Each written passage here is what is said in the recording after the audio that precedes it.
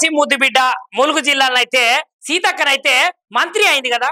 ఇక అప్పటి నుంచి సీతక్కనైతే చాలా మంచి పనులు చేస్తున్నది। అట్లా ఇట్లా అనేటోళ్ళకైతే ఒక ముచ్చట చెప్పాలి।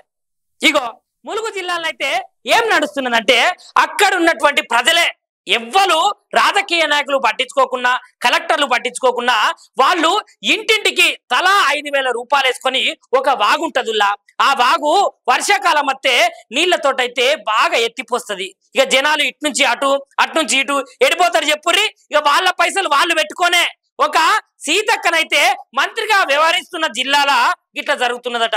ఒక్కసారి గాముచ్చడు కూడా మీరు వినాలి కదా, ఒక్కసారి చెప్తున్న వినుర్రి। మంత్రి సీతక్క జిల్లాలో అద్భుతంగా పరిపాలన ఉన్నదట।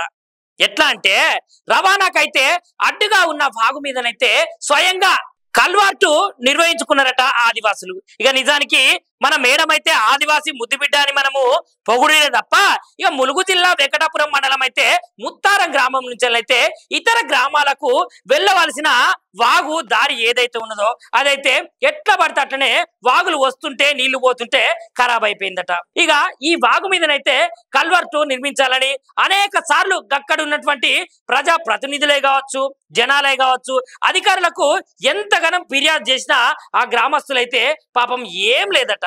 ఇక ప్రజాప్రతినిధులు అధికారుల నుంచి ఎట్లాంటి స్పందన లేకపోవడంతోటి ఒక్కో ఇంటికైతే 5,000 రూపాయలు వేసుకొని ఆ వాగు మీద వంతెనేసే నిర్మాణాన్ని అయితే గ్రామస్తులే చేసిరట।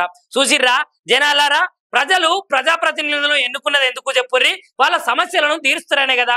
అట్లాంటిది ఎన్ని మలకల వాళ్ళ సమస్యలని చెప్పినా అటు మేడం పట్టించుకోకపోయే, ఇటు ప్రజాప్రతినిధులు పట్టించుకోకపోయే, అటు ప్రభుత్వం కూడా పట్టించుకోకపోయే।